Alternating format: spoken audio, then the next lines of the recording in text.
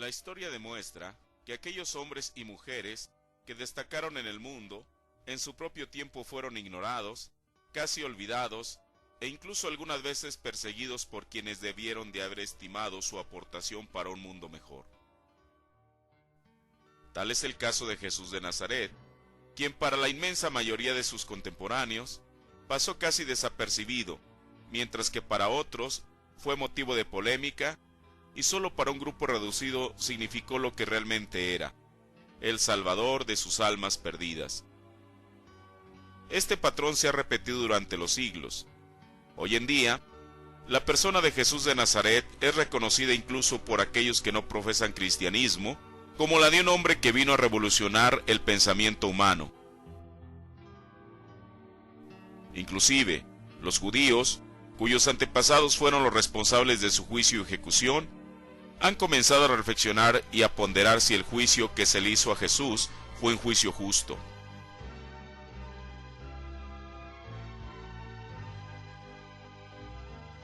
No existe persona que profese el cristianismo que no reconozca en San Pablo el hombre que puso el fundamento de la doctrina cristiana, al escribir la mayoría de las epístolas del Nuevo Testamento. Sin embargo, sus contemporáneos no veían en él ni la persona ni la magnitud de su ministerio, ya que, como él mismo lo expresa, había sufrido el rechazo y persecución de parte de los propios judíos, quienes mientras era parte de la religión de ellos, lo aceptaban, y no solo eso, sino que le habían delegado la autoridad para perseguir, encarcelar e incluso matar a aquellos quienes profesaban creer en el líder de una nueva secta, como la llamaron en aquel entonces, que había sido sometido a la pena capital por el gobierno romano y que sus seguidores reclamaban que había resucitado.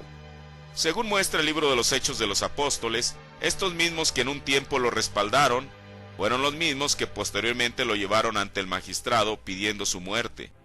En el clímax del Renacimiento, surge en Alemania un movimiento llamado el protestantismo. Dicho movimiento era encabezado por un monje agustino y catedrático, llamado Martín Lutero. La Reforma Protestante se inicia el 31 de octubre de 1517, cuando Martín Lutero decide clamar sus 95 tesis en la puerta de la iglesia del castillo de Wittenberg, Alemania. Esa acción no solo marcó un rumbo distinto para el cristianismo, sino para el iniciador de este movimiento.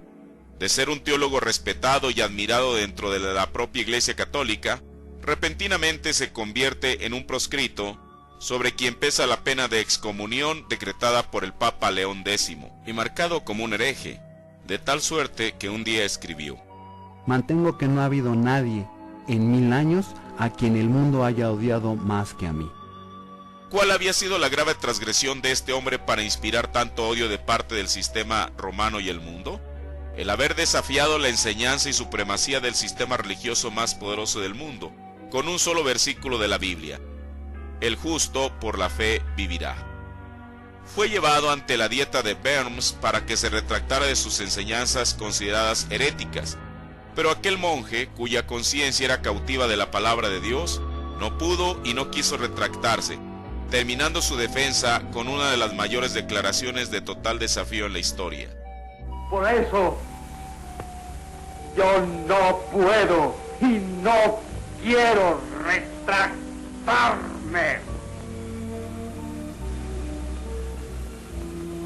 He dicho, no puedo hacer otra cosa. Que Dios me ayude. Amén. Inclusive, el jerarca de la mismísima iglesia que lo había condenado, el Papa Juan Pablo II, escribe en una carta dirigida al cardenal Johannes Willenbratz el 31 de octubre de 1983, a unos cuantos días de cumplirse el 5º centenario del nacimiento de Lutero. En esta ocasión se recuerda aquel teólogo que en los umbrales de la edad moderna contribuyó de un modo sustancial al cambio radical de la realidad eclesial y social de Occidente. Nuestro mundo experimenta todavía hoy su gran impacto sobre la historia. Además agrega: ha resultado clara que la ruptura de la unidad eclesial no se puede reducir ni a la escasa falta de comprensión por parte de las autoridades de la Iglesia Católica, ni solamente por la escasa comprensión del verdadero catolicismo por parte de Lutero. Aunque ambas jugaron su papel, la culpa, donde se encuentra, debe ser reconocida en cualquier parte en la que esté.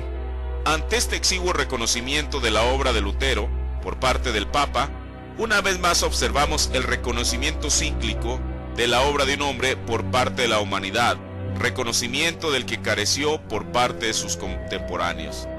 De igual manera, tarde o temprano, y más temprano que tarde, el mundo reconocerá a uno de los ministerios más grandes en toda la historia del cristianismo, en la persona del reverendo William Marion Branham, de cuya vida, obra y ministerio nos disponemos a presentar a continuación.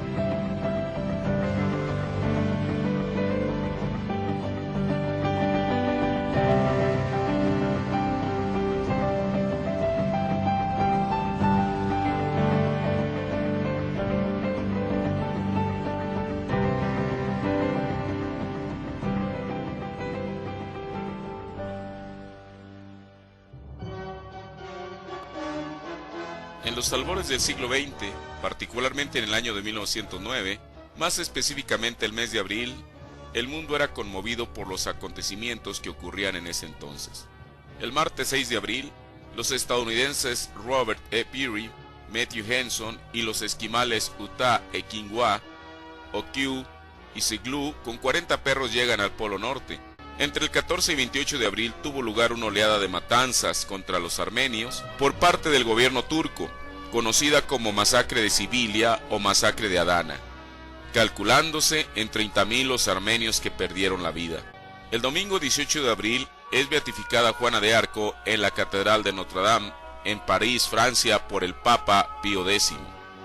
Ajeno a estos acontecimientos mundiales, en una pequeña cabaña de troncos enclavada en un vallecito, junto a un arroyo llamado Renox, a unos cuantos kilómetros de Burkittsville, en el condado de Cumberland, en el estado de Kentucky, aproximadamente a las 5 de la mañana del martes 6 de abril, nace el primogénito de la pareja formada por Charles y Ella Branham.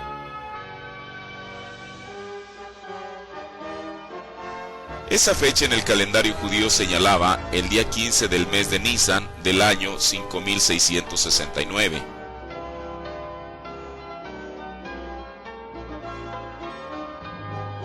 El cual marca el inicio de la fiesta judaica de la Pesach, o sea, la fiesta de la Pascua.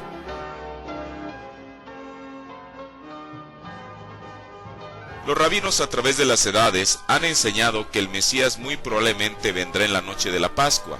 Durante la cena de la Pascua, los judíos siempre dejan una silla vacante en la mesa para su invitado invisible y llenan una copa extra de vino para él.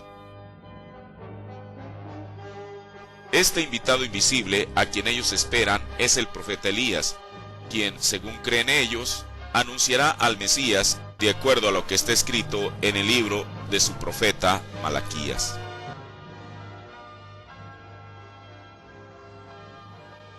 El nacimiento de este niño hubiese pasado inadvertido como cualquier otro de los niños que nacieron en Kentucky, a no ser por un fenómeno extraordinario que sucedió en el interior de aquella pequeña cabaña.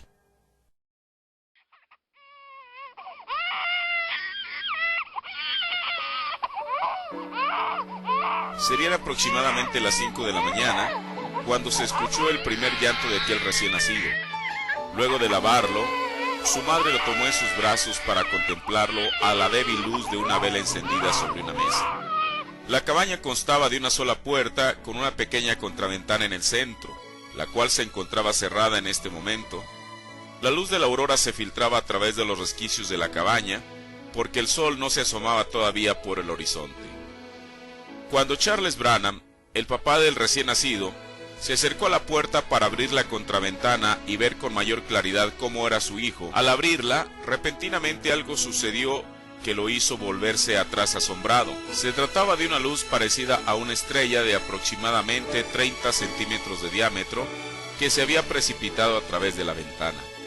Para los presentes en la cabaña, la madre, el padre y la partera, quien era la madre de Charles, resultaba obvio que esta luz no era la luz del sol reflejándose en algún espejo dentro de la cabaña, ya que no había ningún espejo. Más bien era una luz de color verde amarillento con vida propia que estaba girando alrededor del cuarto para luego posarse sobre la cama donde se encontraba el recién nacido. Este evento duraría quizá menos de un minuto, el cual fue el tiempo suficiente para que todos en la cabaña se percataran que ellos realmente la habían visto. Entonces, tan rápidamente como esa luz había venido, la bola de fuego se fue, dando vueltas más allá de las vigas y salió a través del techo. Otro incidente que aparentemente sería intrascendente fue el hecho de que al salir aquella luz sobrenatural a través del techo, la mirada de los ocupantes de aquella habitación fue desviada hacia la ventana ahora abierta por la agitación de alas de una paloma blanca como la nieve, que se había posado sobre el antepecho de la ventana. Esta ave miró con curiosidad como si estuviera buscando algo. Cuando divisó al bebé recién nacido, irguió la cabeza y arrulló para posteriormente alejarse volando. En el nacimiento de este bebé no hubo una mayor anunciación que la de un pequeño petirrojo que se encontraba afuera, no muy distante de la cabaña, gorjeando con todo lo que estaba en él. La aparición de esta luz mística sobre este recién nacido fue la primera señal sobrenatural de las muchas que acompañarían durante toda su vida a William Marion Branham. A raíz de este incidente, tanto ella como Charles Branham decidieron buscar alguna iglesia a la cual llevar al pequeño Billy y que se ofreciera una oración por él. Las creencias religiosas de ambos eran católicas, aunque presentemente no tenían ninguna convicciones religiosas formales, de modo que para tal efecto, la mejor iglesia era la más cercana. Encontraron una pequeña iglesia bautista llamada el Reino de la Zarigüeya, la cual no tenía pastor permanente, tan solo un predicador de circuito pasaba por allí cada 2 meses. En esta ocasión, el anciano predicador estaba allí y ofreció una oración sobre el pequeño William Marion Branham. Su trabajo en la explotación forestal obligaba a Charles Branham a ausentarse de su familia durante algunos días. Tal fue el caso en octubre de 1909, cuando una nevada lo mantuvo alejado de su hogar. Su esposa, ahora con 4 meses de su segundo embarazo, permaneció sola con su pequeño Billy en aquella cabaña. A medida que los días transcurrían, los víveres comenzaron a escasear y la leña a agotarse, y ella quedó aislada en medio de una nevada en aquel lugar. Sin leña para calentar la cabaña y sin alimento para sustentar sus cuerpos, la madre se arropó en sábanas y esperó el desenlace fatal. Pero Dios no había ignorado aquella situación, y un vecino que vivía a una distancia de ellos, pero a vista de la cabaña, al notar que no salía humo por la chimenea de la misma, por varios días tuvo un pequeño presentimiento respecto a las circunstancias que prevalecían en aquel hogar. Al llegar, tocó la puerta de la cabaña. Al no obtener ninguna respuesta, trató de abrirla, pero se percató que estaba cerrada por dentro. Esto le indicaba que tanto la madre como el bebé debían estar encerrados adentro. Como pudo, forzó la puerta hasta abrirla, y al echar un vistazo dentro, fue impactante la escena que presenció. Madre e hijo estaban envueltos en sábanas próximos a la muerte de hambre y de frío. Rápidamente trajo leña y calentó la cabaña, e inmediatamente fue en busca de alimentos. Su intervención, seguramente inspirada por Dios, fue en el tiempo oportuno, ya que fue solo cuestión de días para que madre e hijo recuperaran su salud. Puesto que Charles Branham había tenido una formación física ruda a causa de su trabajo, la formación de su carácter fue de igual manera, ya que en una ocasión se encontraba embriagándose con algunas personas, cuando de pronto se desató una reyerta entre los presentes en el lugar donde se encontraban. Un fuerte pendenciero llamado Will Yarbrough golpeó a un amigo de Charles derribándolo al suelo. Saltó sobre él, sacó su puñal y estaba a punto de clavárselo en el corazón, cuando Charles asestó un golpe con una silla en la cabeza de Willie. Charles se apartó y sacó su propia navaja. Willie se olvidó del hombre en el suelo y se fue en pos de Charles. Willie le hubiera cortado el cuello a Charles si hubiera tenido la oportunidad. Él era un hombre despiadado que había matado a su propio hijo con un palo de la cerca. Pero el puñal de Charles dio primero en el blanco, dejando a Willie en un charco de sangre sin sentido, aunque todavía vivo. Cuando las noticias de esta reyerta llegaron a Burkesville, Kentucky, Charles fue implicado como un cabecilla y acusado de intento de homicidio. Un alguacil llegó a caballo para arrestarlo. Antes que el alguacil pudiera encontrarlo, Charles salió huyendo de su peligro. Él tuvo que marcharse a toda prisa sin saber a dónde iría o qué haría. Antes de marcharse, le prometió a Ella que tan pronto como encontrar un trabajo y un lugar para que vivieran, él enviaría por ella usando un nombre diferente para que de ese modo se le pudiera localizar. Fue bajo esta circunstancia que Charles cambió su apellido de Branham, B-R-A-N-A-M, como era originalmente, a Branham, B-R-A-N-H-A-M, al agregarle una H intermedia. En la primavera de 1912, un alguacil, así como en ocasiones pasadas, se detuvo frente a la cabaña para preguntarle a Ella si había tenido razón de su esposo, pero hasta el momento ella no sabía nada del paradero de él. A unos cuantos días de la visita del alguacil, el pequeño Billy, ahora de 3 años de edad, se encontraba jugando junto con su hermano menor Edward, detrás de la cabaña, donde un pequeño manantial mantenía el suelo lodoso. Billy estaba tratando de mostrarle a su hermano cuán fuerte era él al levantar la roca más grande que podía sostener para luego arrojarla en el lodo a la orilla del agua. Cuando la roca se hundió en el lodo, salpicó toda a Edward, quien se fue llorando hacia la cabaña. En ese instante, un petirrojo comenzó a gorjear en las ramas de un árbol. Billy buscó con la mirada al ave hasta que lo localizó. Cuando se acercó donde el petirrojo estaba posado, procedió un sonido parecido a un viento levantando las hojas. Entonces una voz resonó del árbol, una voz muy clara, voz humana, la cual dijo: «Tú vivirás cerca de una ciudad llamada New Albany». Aterrorizado ante este evento, Billy se fue corriendo a buscar a su madre y a contarle lo sucedido. Para ella, este suceso hubiera sido intrascendente a no ser por la mención de aquella voz. A tan solo 18 kilómetros de Burkesville se encontraba la ciudad de Albany, Kentucky, de la cual ellos ya vivían cerca, pero la voz fue específica: New Albany. ¿Dónde estaba localizada New Albany? New Albany era una ciudad a 160 kilómetros aproximadamente, justo del otro lado del río Ohio, en el estado de Indiana. Varias semanas después, por fin llegó la tan esperada carta de Charles a Ella. En ella, Charles le mencionaba, entre otras cosas, que había conseguido un trabajo estable en el estado de Indiana, en un pequeño pueblo llamado Utica, y que deseaba que ellos se reunieran cuanto antes con él. Para mayor referencia, le decía que estaba a tan solo 16 kilómetros de una ciudad llamada New Albany, Indiana. Ya instalados en Indiana, Charles se fue a vivir a la ciudad de Jeffersonville en un solar en la propiedad del señor Wotton, un multimillonario para quien Charles trabajaba como chofer. Aquel trabajo no le remuneraba mucho, pero Charles tenía una cabaña de troncos de 2 habitaciones donde vivir, así como un establo y un huerto. Aquellos años, aunque agobiados por la pobreza, para Billy no tuvieron mayor trascendencia hasta una tarde de septiembre de 1916. Charles Branham desde muy joven había adquirido el hábito de embriagarse. En ese año, la ley en contra del licor había sido aplicada en Indiana. Charles no podía vivir sin embriagarse, de modo que para proveerse su propia bebida, decidió fabricar su propio alambique. Y Billy tenía que ayudar a traer el agua para enfriar los serpentines. Tal fue el caso en aquella tarde de septiembre, cuando en contra de su voluntad, Billy tuvo que acarrear el agua, ya que había planeado ir a pescar con sus compañeros de clase. Al venir de regreso, se sentó debajo de un álamo para descansar. Mientras dejaba escapar su propia presión a través de las lágrimas y el llanto, en unos cuantos momentos, escuchó un sonido parecido a las hojas susurrando en el viento. Pero lo extraño es que no había ningún viento. Al volver a escuchar las hojas soplando, se puso de pie, alzó su vista hacia las ramas del árbol arriba de él, pero no podía ver nada moviéndose. Al continuar su caminata hacia el alambique de su padre, volvió a escuchar aquel, solo que más fuerte que la vez anterior. Billy se dio la media vuelta y en esta ocasión lo vio. Un torbellino se arremolinaba en las ramas a la mitad del árbol. Eso en sí mismo no era raro. Los remolinos eran comunes en el otoño. Él a medida los había visto girando por los campos, levantando hojas secas y llevándoselas consigo. Pero aquellos remolinos siempre estaban desplazándose hacia algún sitio, siempre moviéndose por el campo.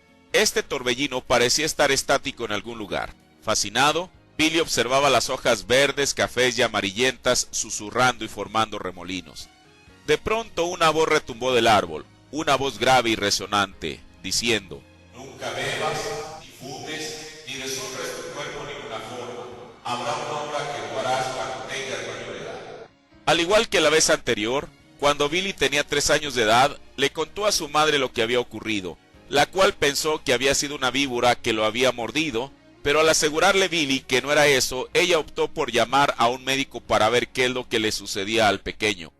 El diagnóstico del doctor es que Billy tan solo estaba nervioso. 2 semanas después de este suceso, Billy y su hermano menor, Edward, estaban jugando a las canicas enfrente a la cabaña, cuando Billy sintió que una sensación extraña le recorría el cuerpo, erizándole la piel. Ante este fenómeno, Billy alzó la vista y al hacerlo, la fijó hacia el río Ohio, el cual de algún modo parecía estar más cerca de lo que había estado antes. Mientras Billy miraba abajo al río en dirección a Jeffersonville, la espesura cambió enfrente de sus ojos. Un puente comenzó a tomar forma arrancado de la ribera, tendiéndose sobre el río, pieza por pieza, siendo construido en mecanismo rápido. No era como los puentes bajos tendidos que habían cruzado cuando se habían mudado hacia Indiana. Este puente se miraba enorme, con un inmenso arco apuntado de arriba. Billy nunca antes había visto algo parecido. Al mirar más de cerca, se fijó en los hombres que trabajaban muy arriba en la superestructura. Luego vio romperse un tramo. Los hombres se desprendieron de la viga en un movimiento lento. Billy los contó mientras caían. Él observó a 16 hombres desaparecer dentro del agua lóbrega abajo. Dejando caer su bolsa de canicas, Billy se echó a correr hacia la casa, gritando incontrolablemente. Ella hacía lo mejor que podía para tranquilizarlo. La opinión de Charles fue igual a la del médico, que el niño tan solo estaba nervioso.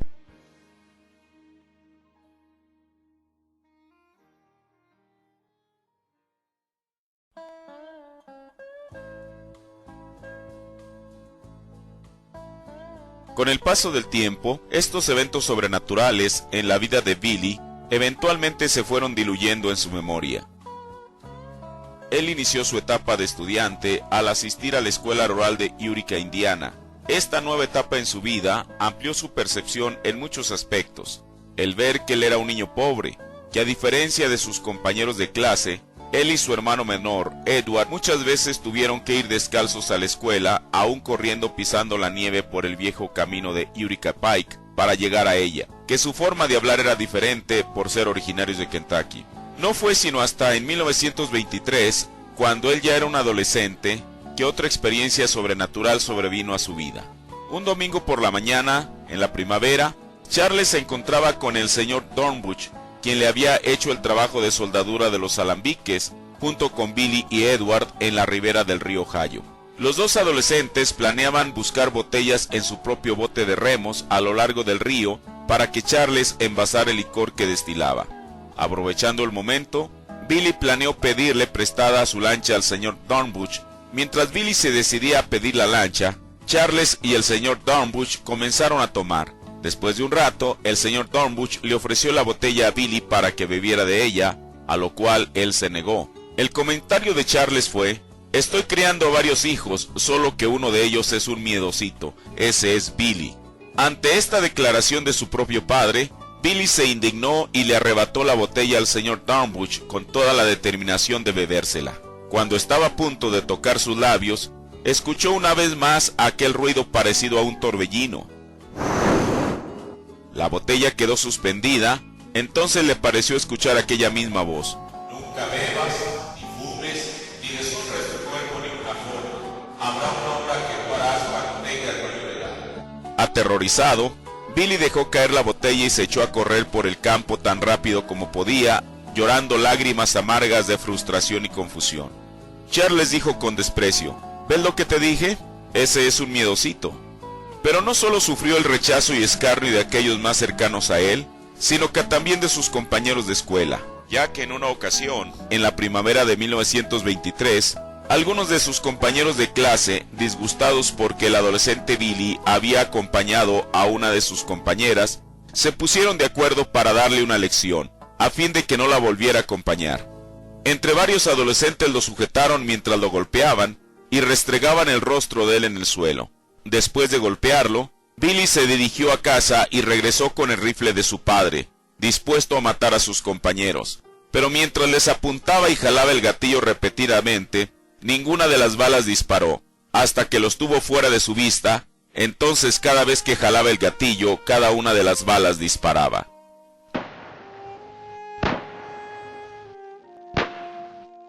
Este evento determinó el que Billy dejara de asistir a la escuela, terminando solo hasta el 7º grado de su educación elemental. Ahora su tiempo lo empleaba en ayudar a sus padres en los trabajos cotidianos. Pero otra faceta de su vida se iniciaba. En sus ratos libres se dedicaba a explorar su entorno. El estar a solas con la naturaleza le hacía sentirse en su ambiente, en paz. Fue así como conoció un área rural llamada el Molino del Túnel, a unos 24 kilómetros al noreste de Jeffersonville, cerca de Charlestown, Indiana, en la cual se encontraba una vieja rueda de molino hidráulico que era conocida por los residentes locales como el Molino de los Green. En esta área, Billy cazaba diferentes animales para llevarlos a su hogar como alimento. Fue en una de sus muchas excursiones a este lugar que descubrió una cueva que eventualmente le serviría como un lugar de refugio y que jugaría un papel importante en su vida futura. En el otoño de 1923, tuvo una experiencia aterradora que se quedaría en su memoria por toda la vida. Él y un amigo suyo de nombre Jim Poole habían salido al bosque a cazar cuando, por descuido, la escopeta que llevaban se disparó, hiriendo a Billy en ambas piernas. Jim fue en busca de ayuda y pronto Billy estaba en la cama de un hospital, siendo sometido a una cirugía. En su proceso de recuperación, sucedió algo que él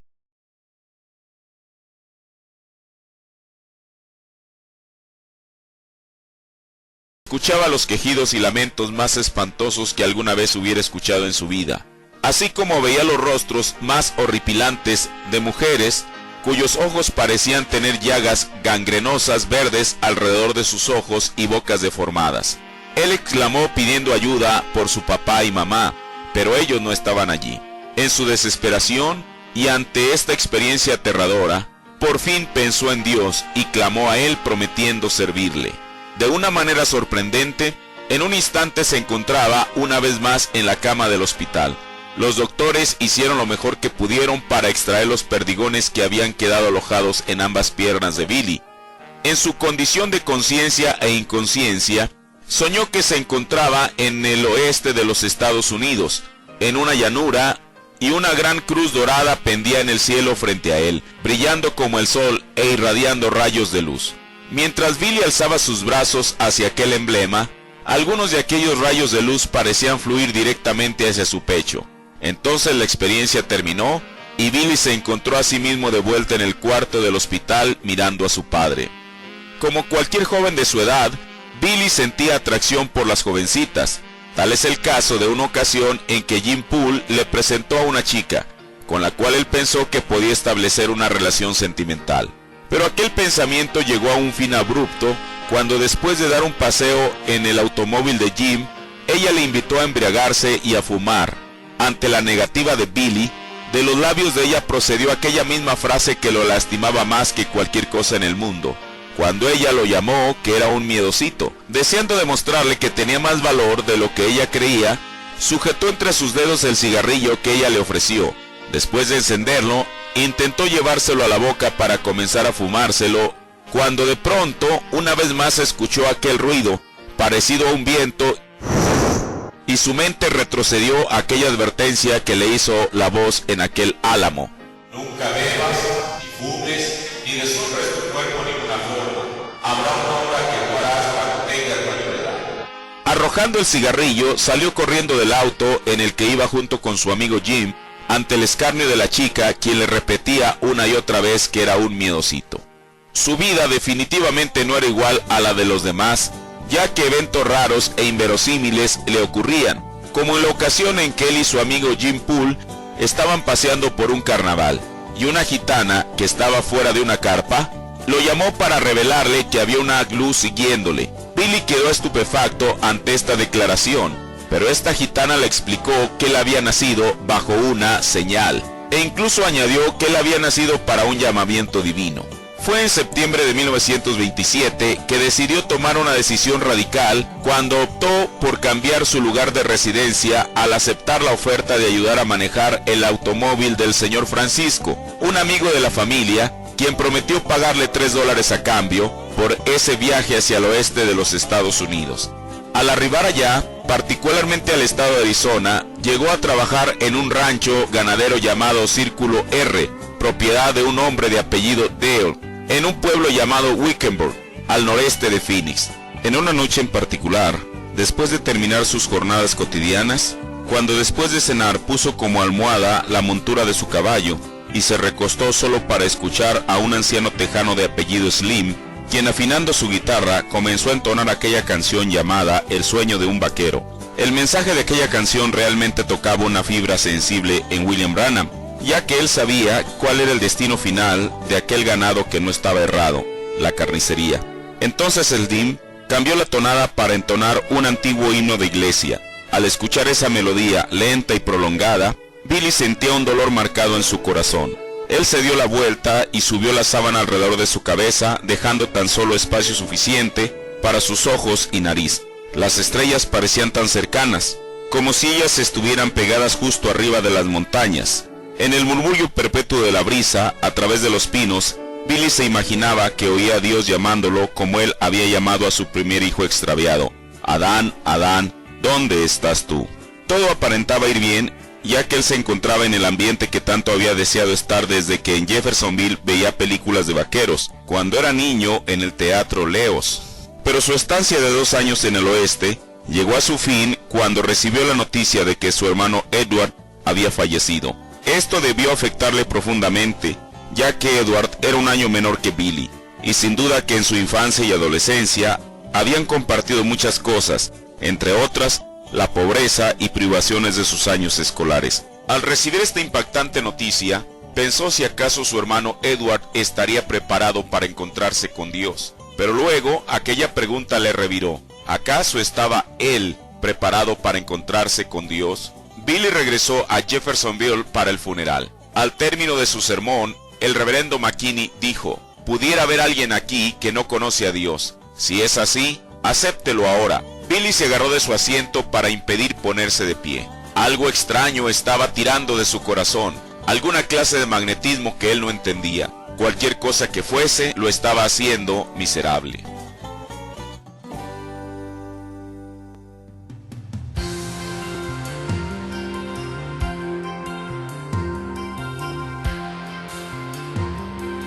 A finales de los años 20, cuando los Estados Unidos se encontraban inmersos en la Gran Depresión, Billy era afortunado en tener un trabajo que, aunque le remuneraba poco, al menos era estable.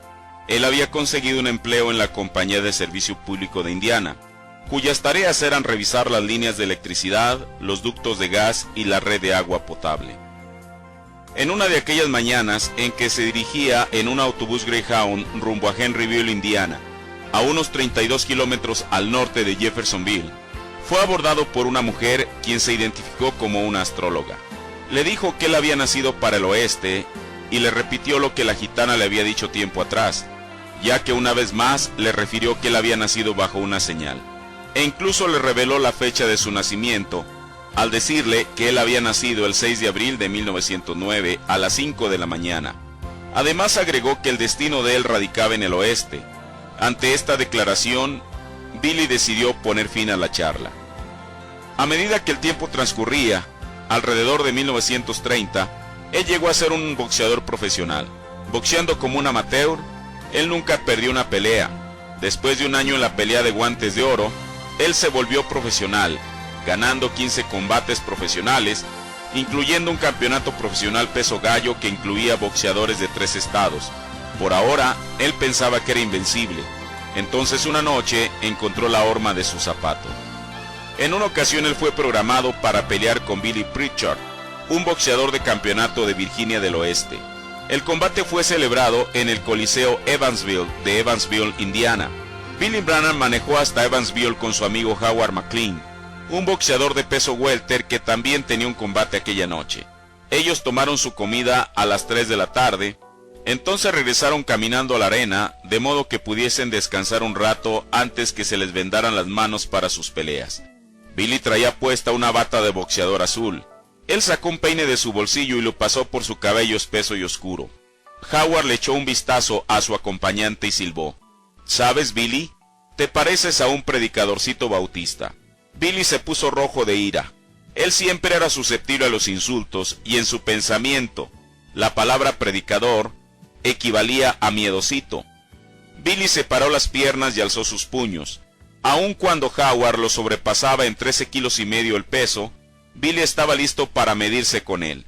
Pero Howard se rió insistiendo que solo se trataba de una broma, así que los puños de Billy se bajaron. Esa noche en el cuadrilátero, Billy se sorprendió por la fuerza y velocidad de su oponente. Pritchard se abalanzó sobre él con una furia que Billy no podía igualar. Por primera vez en su carrera de pugilista, Billy se sentía inseguro de sí mismo.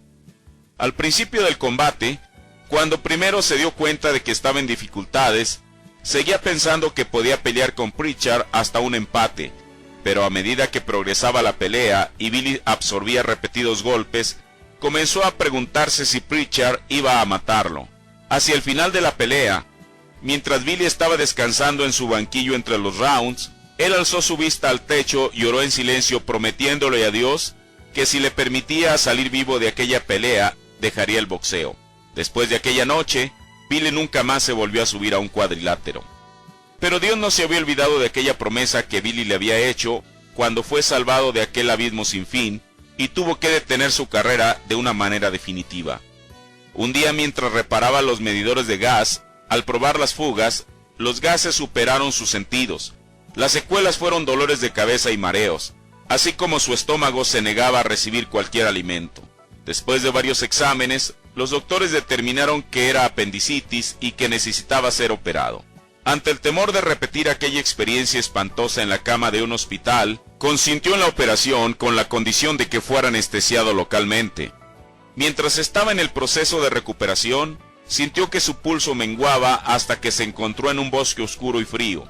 Después de unos instantes, escuchó un viento soplar que a medida que avanzaba en dirección a él se hacía más fuerte al grado que las ramas de los árboles se sacudían con fuerza.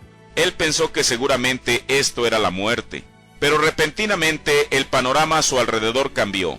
de estar en un bosque oscuro y frío, se encontró debajo de un álamo plateado, que era el mismo del cual, siendo un niño, una voz le había hablado.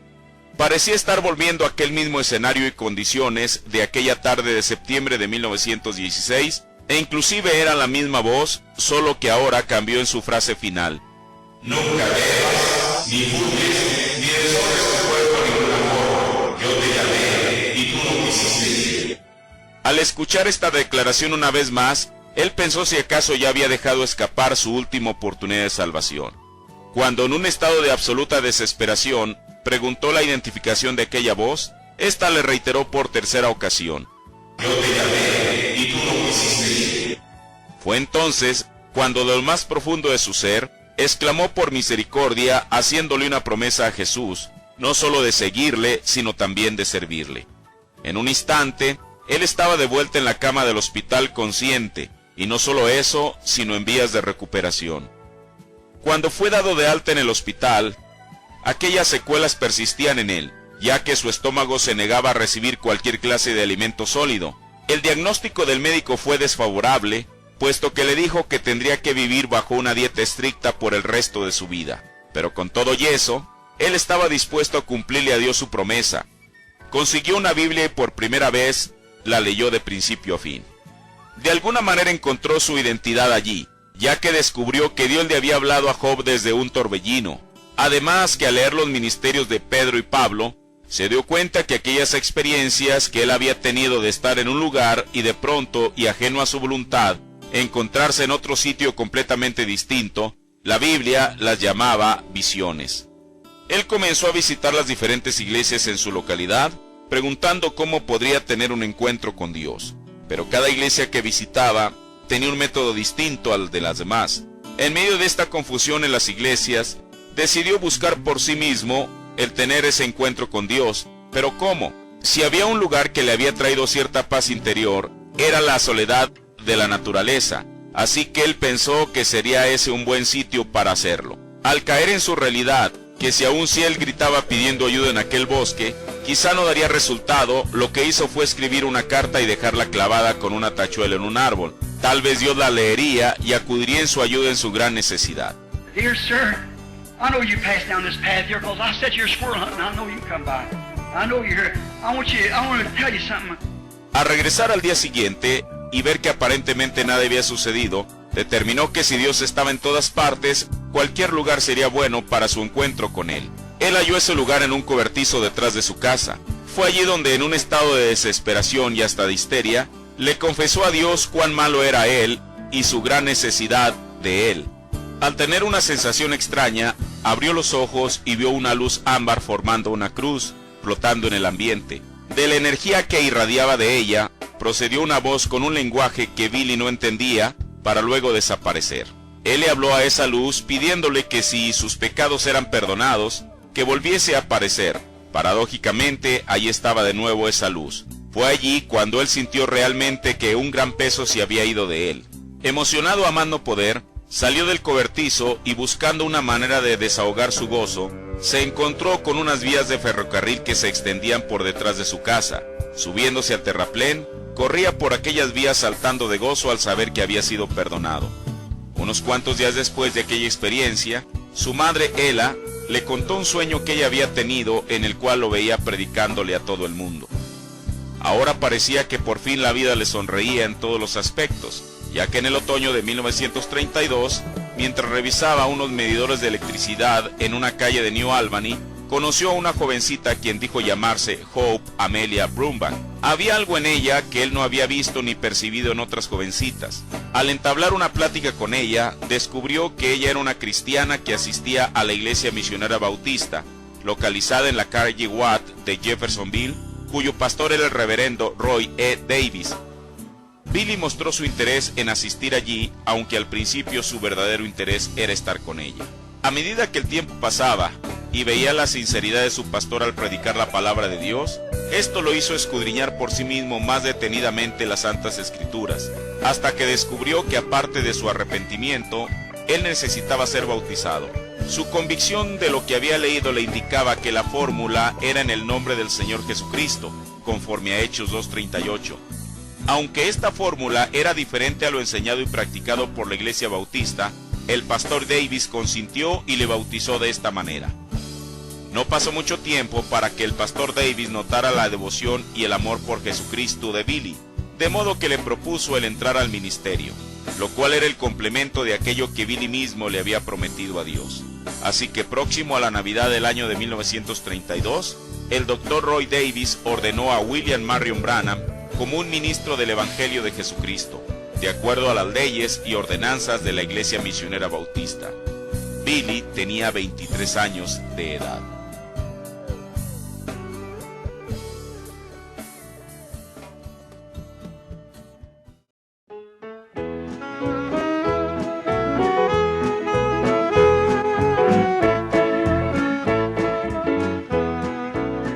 Junto con su conversión, vinieron a Billy Branham muchos eventos extraordinarios que poco a poco se hicieron parte de su vida y ministerio. Por ahora, él seguía trabajando en la Compañía de Servicio Público de Indiana. En una de sus jornadas de trabajo, lo condujo a una cierta calle en New Albany, Indiana, misma que lo llevó a una casa deshabitada para realizar un corte de los servicios. Puesto que la casa se encontraba vacía, él sintió el deseo de entrar y orar. Antes que profundizar en su oración, los muros de aquella casa se desvanecieron y en su lugar estaba lo que parecía ser un hospital. Y en un cuarto se encontraba un anciano de color, sobre una cama, gravemente accidentado, ya que sus brazos, piernas y pecho estaban vendados. Junto al varón estaba una mujer quien debía de ser su esposa, a decir por la edad de ambos. Luego vio a una joven pareja entrar al cuarto con un semblante de tristeza y abatimiento. Inmediatamente después vio a un varón a quien él rápidamente identificó. Se trataba de su amigo George de Arc, a quien él había guiado al Señor unas cuantas semanas atrás. Pero ¿quién era aquel otro varón que acompañaba a George? En un instante, este otro varón se dio la media vuelta para hablar con la mujer anciana en la escena. En ese instante él lo reconoció. Se trataba de Billy mismo.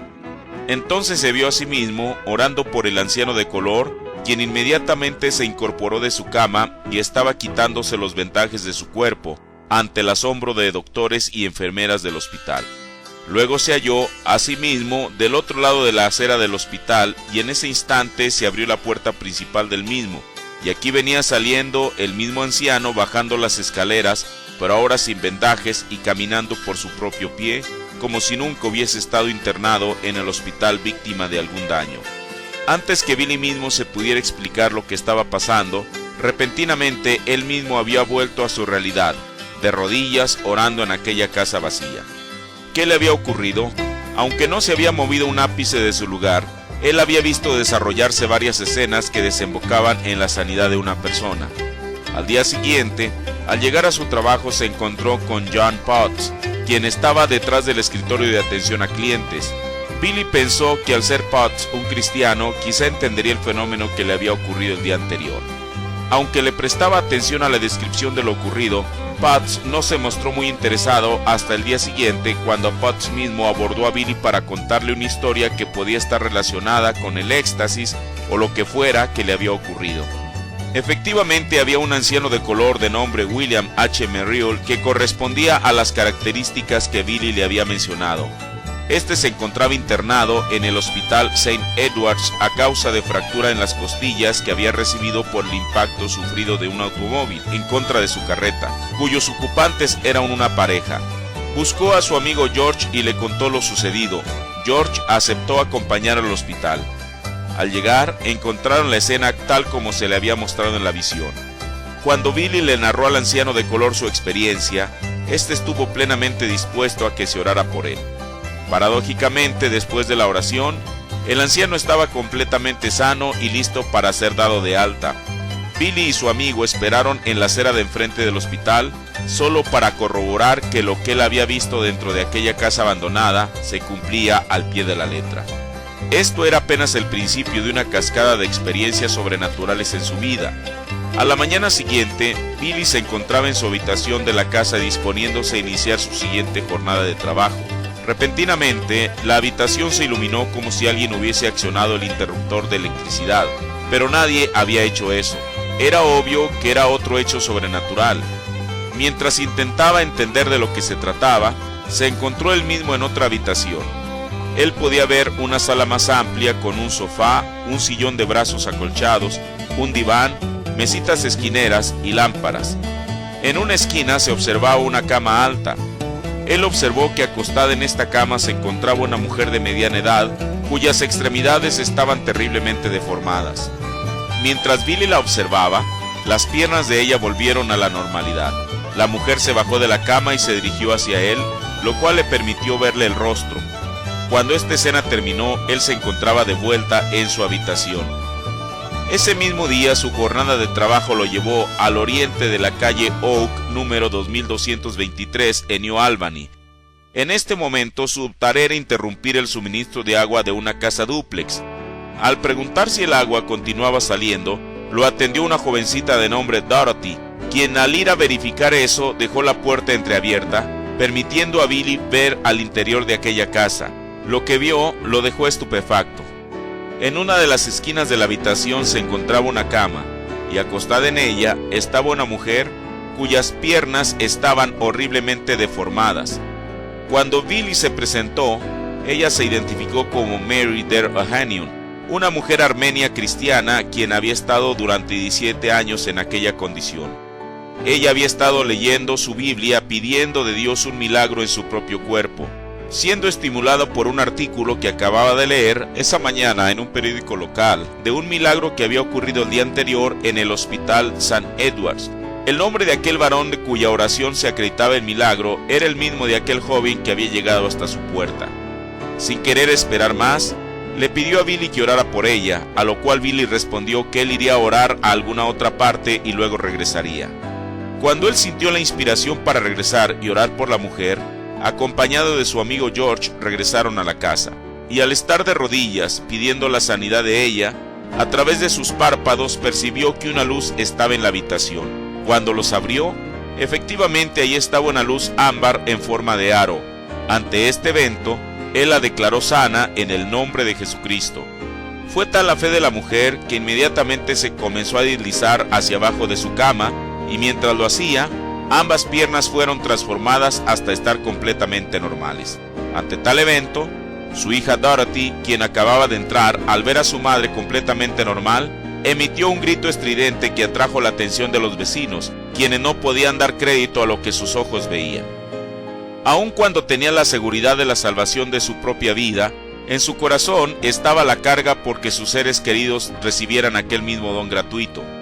Su madre, Ella, conmovida más que por las palabras, sino más bien por el testimonio de su hijo, aceptó la salvación de Jesús el día del cumpleaños número 39 de ella. Pero no era así con Charles, quien seguía dominado por el licor. Pero eso no hacía desistir a Billy en su intercesión por él. Una noche, mientras dormía en un jergón afuera de su casa, fue despertado con una gran carga en él por su padre, quien estaba en una cantina embriagándose, y comenzó a orar por él. En ese instante tuvo la impresión como si una voz le ordenara levantarse. Haciendo caso a eso, se dirigió a un campo de retamas cercano a su casa. Él podía sentir el viento tocando su rostro. Una vez más se arrodilló y comenzó a orar. Al abrir los ojos, se sobresaltó al ver una silueta suspendida en el aire como a 3 metros de donde él estaba. Se trataba de un varón bajo y esbelto de figura, con el cabello cayéndole hasta los hombros, la barba bien recortada y un manto blanco que sobresalía claramente bajo las estrellas. El varón estaba volteando de lado hacia Billy, mirando en dirección al oriente. Él era un personaje tranquilo, de pie con sus manos cruzadas y sus pies uno ligeramente delante del otro. Él quiso cerciorarse que no estaba soñando, de modo que se mordió el nudillo de su dedo, luego tomó un popote de retama y lo introdujo en su boca como un palillo de dientes. Pero no se trataba de un sueño, él estaba allí consciente, viendo aquella silueta que era real. Era tan real que el mismo viento que hacía que la retama se moviera, era el mismo viento que causaba que el manto de aquel varón se ondulara. Él dedujo que aquella silueta se parecía al Señor Jesús. Queriendo tener una mejor perspectiva de la silueta, comenzó a caminar en torno a esta hasta que tuvo a plena vista su rostro.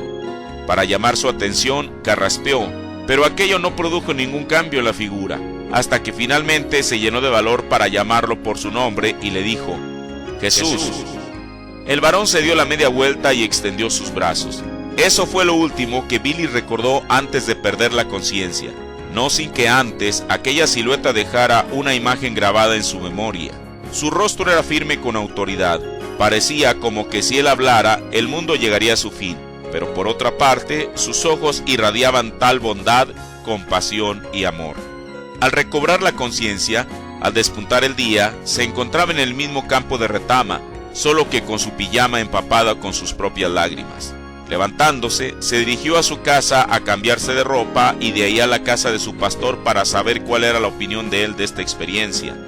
En vez de hallar en aquel varón, que él tanto respetaba, una opinión favorable, recibió un revés, puesto que el ministro le dijo que aquellas cosas que le venían ocurriendo a Billy eran motivadas por el diablo. Ante tal descalabro, decidió escuchar una segunda opinión y se dirigió a casa del reverendo McKinney, un viejo amigo suyo y predicador. La respuesta del reverendo McKinney no fue mejor que la del Dr. Davis, ya que McKinney admitió que esas cosas sucedían en la iglesia primitiva, pero ahora eran producidas por los demonios y espiritistas. Aterrorizado ante las palabras de su amigo, Billy no quería tener nada que ver con algo que procediera del diablo, de modo que le pidió a McKinney que orara por él y reprendiera eso en él. Pero aquellas experiencias no solo no desaparecieron con la oración del ministro, sino que aparecieron más continuamente.